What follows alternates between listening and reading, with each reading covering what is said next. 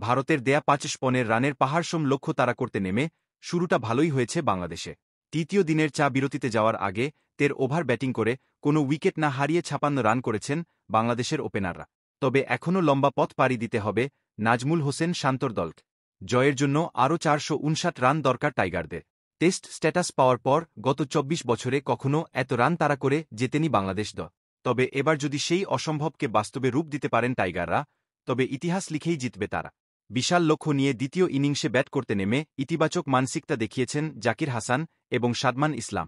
খুব বেশি রক্ষণাত্মক ক্রিকেট না খেলে ওয়ানডে মেজাজে ব্যাটিং করেছেন তারা। বিরতির আগে ৩২ রান করেছেন জাকি। সাদমান অপরাজিত আছেন ২১ রানে। এর আগে তৃতীয় দিনের শুরুতে ব্যাটিংয়ে নেমে দারুণ শুরু পায় ভারত। আগের দিনের ৮১ রান নিয়ে ব্যাটিংয়ে নেমে শুভমান গিল এবং ঋষভ পন্তের সেঞ্চুরিতে ৪ উইকেটে ২৮৭ রান নিয়ে ইনিংস ঘোষণা করে ভারত। ৪ ও ৩ ছক্কায় ১০৯ রান করে মেহেদী মিরাজের বলে আউট হয়েছিলেন পন্ত।